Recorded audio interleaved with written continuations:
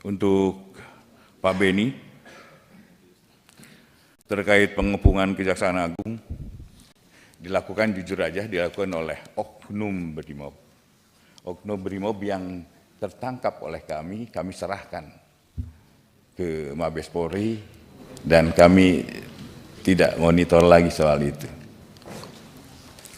Kemudian penanganan perkara dasarnya pada hukum acara pidana yang berlaku termasuk tentang perda timah dan timah ini ada, kami tidak akan terhenti di situ. Memang ada isu-isu si A, si B. Di dalam hasil pemeriksaan terhadap para tersangka, saya tadinya mengharapkan dia bunyi siapa di belakangnya, atau siapa pemilik modalnya, atau siapa pelaku yang lain. Jadi mereka tutup mulut, tidak ada menyebutkan si A yang sering disebut-sebut Bapak di media. Saya tadinya mengharapkan ada keterbukaan daripada para tersangka atau saksi. Tapi sampai saat ini belum, Pak Ben. Mudah-mudahan nanti sudah ada berita ini di media dibaca supaya tidak takut lagi untuk menyebutkan.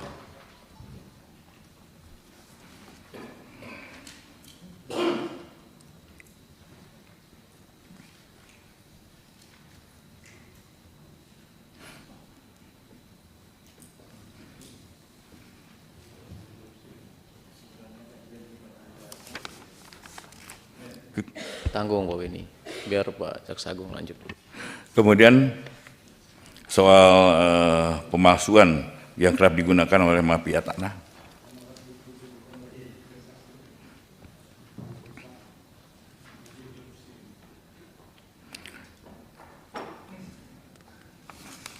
Kemudian Ibu Sari nanti biar diterangkan apa, mengapa, dan kenapa kami menentukan Tom Lembong menjadi tersangka. Tidak berdua. Kemudian Pak Hussein terhadap pemalsuan distribusi BBM, nanti Kajati Kaltim saya akan perintahkan untuk ditindaklanjuti. Saya kira itu, yang lain-lainnya mohon kesempatan. Begini Pak Jaksa Agung, ini penjelasan dari Jampitsus maupun Jampidum karena jam teknis, karena mungkin nanti kita tidak bahas satu per kasus satu nih, misalnya kayak Tom Lembong dan lain-lain, ini agak lebih teknis lagi. Ini mohon izin, anggota apa mau dibahas sekarang, atau nanti kita bikin rapat tertutup atau rapat lagi dalam kesempatan yang lain. Ayo, Kedua, saya mengusulkan kita buat rapat khusus teknis. Sebab soal tadi itu kan Pak Jaksa Agung, saya ingin supaya Pak Jaksa Agung ini memberikan trust kepada publik. Oleh sebab itu keterbukaan itu penting. Ya, tadi kalau Pak Jaksa Agung bilang hanya menunggu namanya disebut-sebut kan enggak elok juga kan Pak Jaksa. Kan kita semua, saya takut publik kan nonton ini. Kalau penjelasannya namanya tidak disebut dan itu dijadikan alasan untuk tidak diproses kan lucu juga. Ya, nanti. Itu maksudnya. Oleh sebab itu saya mohon Pak Ketua, kita buka rapat khusus untuk bahas tuntas soal ini.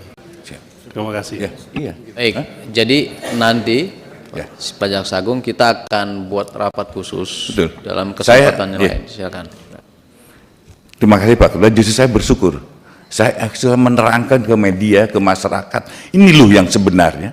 Dan bagi saya, ya, bagi saya tidak ada suatu hal yang mengganjal hati siapapun bagi saya. Kalau itu perbuatan, lakukan dan akan kami lakukan. Itu. Baik, cukup ya. Jadi atau ada closing statement yang ingin disampaikan? Sudah. Kami mohon dukungannya aja Pak. Kami dukungannya nanti Jampitsus mungkin akan kalau nanti teknis Pak Jampisus akan lebih terbuka soal nanti di dalam RDP-nya terbuka atau tertutup, monggo pertimbangannya. Tetapi saya akan perintahkan Jampisus untuk membuka selebar-lebarnya. Baik. Dan baik. Pak Ketua izin. Sebentar. Pimpinan. Karena ini kan waktunya sebetulnya sudah habis. Nanti dalam kesempatan yang lain ini kita tadi sudah sepakati kita akan lakukan rapat khusus dengan jam teknis agar kita bahas itu bukan hanya perkara 1-2 orang yang tadi kita omongkan, tapi keseluruhan perkara yang lain yang memang tujuannya penegakan hukum untuk tadi menutup kebocoran-kebocoran terkait sumber Pimpinan, dana.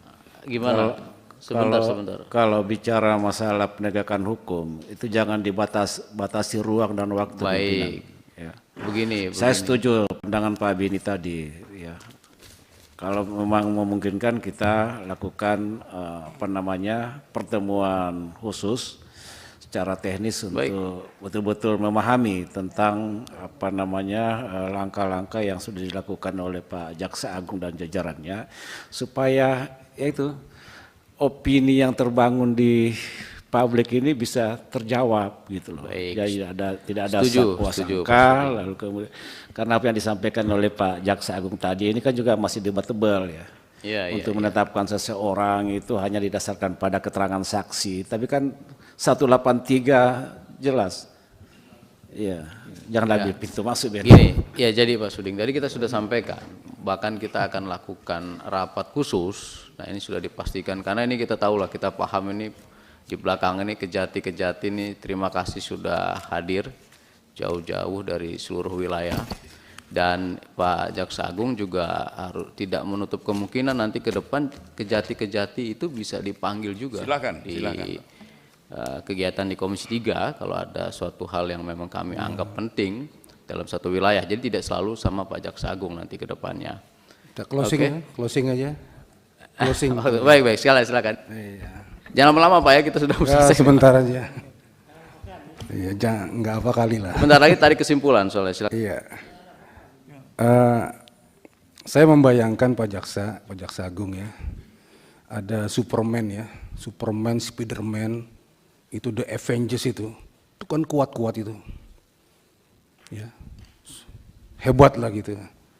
Nah itu seperti kita semua ini, termasuk Pak Jaksa Agung, ya, dalam kekuatan, dalam kekuasaan, dalam kewenangan yang besar, ada tanggung jawab yang besar. Nggak mungkin Superman itu begitu kuatnya itu nongkrong di bawah pohon, ngopi-ngopi, main game, gendut dia nanti. Nah, itulah kita, ya ada tanggung jawab yang besar. Jadi saya istilahkan hanya pohon berbuah yang dilempar orang. Ya, jadi enggak lah. Jadi hanya pohon berbuah yang dilempar orang. Jadi Kejaksaan Agung ini sedang bagus-bagusnya ini. Jadi kalau kena lempar itu istilahnya ya wajar-wajar aja lah, dikritik-kritik ya, dihujat-hujat itu. Kalau nggak ada apa-apanya, nggak berbuah, nggak akan diapa-apakan Pak. Jadi tetap kuat, solid, ya. Laksanakan terus apa yang telah dilakukan. Kalau itu dilaksanakan, diperkirakan itu baik. Nah yang masalah tadi ada, kalau saya masih ingat Pak, Undang-Undang Keterbukaan Informasi Publik, ada pasalnya itu informasi yang dikecualikan, salah satunya adalah penyidikan. Ya, jadi itu mesti dibahas tersendiri nanti. Terima kasih Baik, Pak Ketua. Terima kasih. Wah ini beliau mantan Kapolda soalnya. Jadi kita masuk kesimpulan ya. Baik ya, kesimpulan. Silakan Ibu Sari bacakan.